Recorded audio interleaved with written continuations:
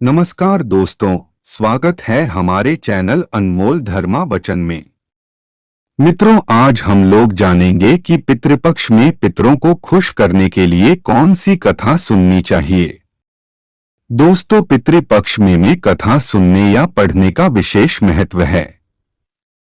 यह कथा दो भाइयों की है जो एक धनी और एक निर्धन था।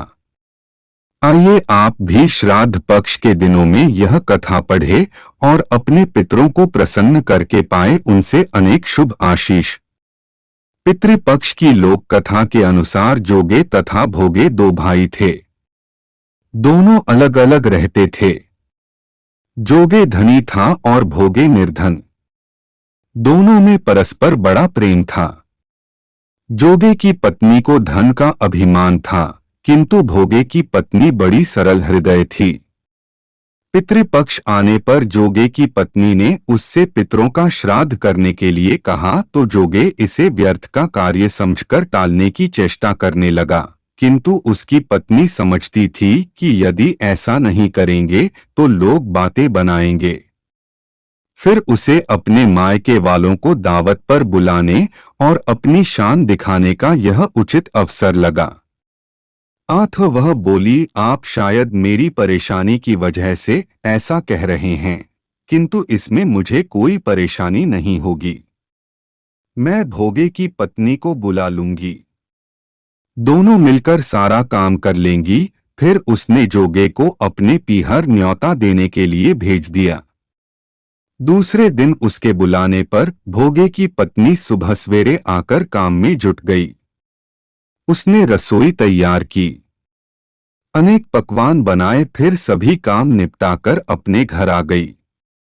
आखिर उसे भी तो पितरों का श्राद्ध तर्पण करना था।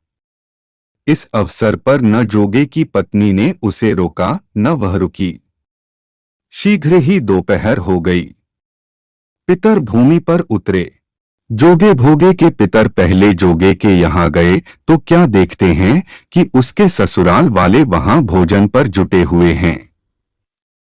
निराश होकर वे भोगे के यहाँ गए। वहां क्या था? मात्र पितरों के नाम पर अगियारी दे दी गई थी। पितरों ने उसकी राख चाटी और भूखे ही नदी के तट पर जा पहुंचे। थोड़ी देर में सारे पितर इकट्ठे हो गए और अपने अपने यहाँ के श्राद्धों की बढ़ाई करने लगे। जोगे भोगे के पितरों ने भी अपनी आपबीती सुनाई।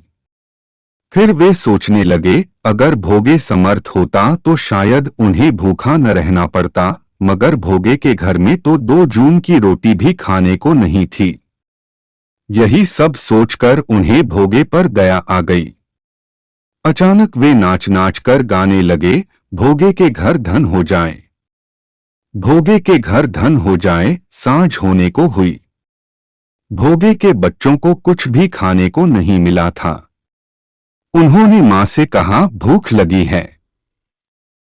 तब उन्हें टालने की गरज से भोगे की पत्नी ने कहा, जाओ, आंगन में हौदी औंधी रखी है, उसे जाकर खोल लो और जो कुछ मिले बांटकर खा लेना। बच्चे वहां पहुंचे तो क्या देखते हैं कि हौदी मोहरों से भरी पड़ी है। वे दौड़े दौड़े मां के पास पहुंचे और उसे सारी बातें बताईं। आंगन में आकर भोगे की पत्नी ने यह सब कुछ देखा तो वह भी हैरान रह गई। इस प्रकार भोगे भी धनी हो गया, मगर धन पाकर वह घमंडी नहीं हुआ। दूसरे साल का पितृपक्ष आया। श्राद्ध के दिन भोगे की स्त्री ने 56 प्रकार के व्यंजन बनाए। ब्राह्मणों को बुलाकर श्राद्ध किया, भोजन कराया, दक्षिणा दी। जेठ जेठानी को सोने चांदी के बर्तनों में भोजन कराया। इससे पितर बड़े प्रसन्न तथा तृप्त हुए। तो दोस्तों, कैसी लगी ये धार्मिक कथा? कमेंट्स करके जरूर बताइएगा।